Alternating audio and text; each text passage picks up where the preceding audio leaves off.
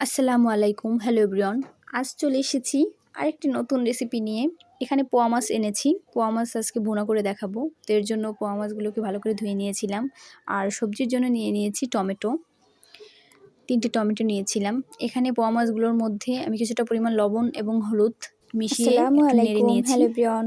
আজ কিন্তু আজ চুলা তৈরি করে রান্না দেখাবো দেখানো একটি হবে। মাছের তো রেসিপি। এর তো এর জন্য জন্য আমি এখানে কিছু কড়াইয়ের পোয়া মধ্যে মাছ নিয়ে কিছুটা পরিমাণ নিয়েছি। তেল আমাদের দিয়ে এখানে পোয়া দিয়েছিলাম আর মাছই বলে দিয়েছিলাম এটাকে। কিছুটা পরিমাণ আর লবণ। সবজির জন্য লবণ দিলে নিয়েছি মাছটা টমেটো আর কি উঠতে কেটে সুবিধা হয়, নিয়েছিলাম।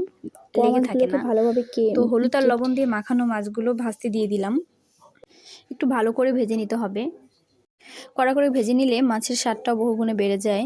যেহেতু পোয়া মাছ অনেকেরই পছন্দ না, তারা কিন্তু একটু ভালো করে ভেজে নিতে পারেন। মাছগুলো কিন্তু আমাদের ভাজা শেষ, পুরোটা আর দেখাইনি। এরপর সবজির জন্য যে টমেটো কেটে রেখেছিলাম সেই টমেটোগুলো ভাজতে দিয়ে দিয়েছি। এই কিন্তু আমাদের মাছ ভাজাগুলো একটু ভালোভাবে লাল লাল করে ভেজে দিয়েছি। এতে যারা পোয়া মাছ পছন্দ করেন না তাদের খেতে খুব একটা অসুবিধা হবে না আমি মনে করি। আর টমেটোগুলো কিন্তু উল্টিয়ে দিচ্ছি।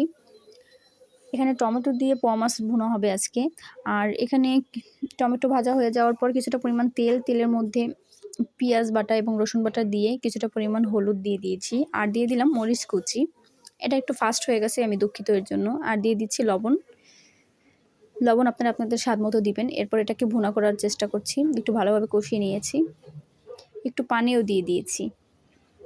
পানিটা যখন একটু ফুটে উঠেছে এর মধ্যে দিয়ে দিব টমেটো। ভাজা টমেটোগুলো দিয়ে দিচ্ছি।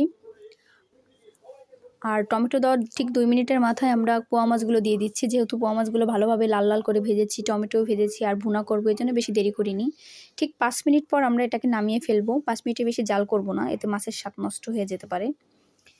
তো এরপর নামিয়ে নিয়েছি। এই যে দেখুন, খুব সহজে এবং অল্প সময়ে টমেটো দিয়ে পোয়া মাছ রান্না রেডি।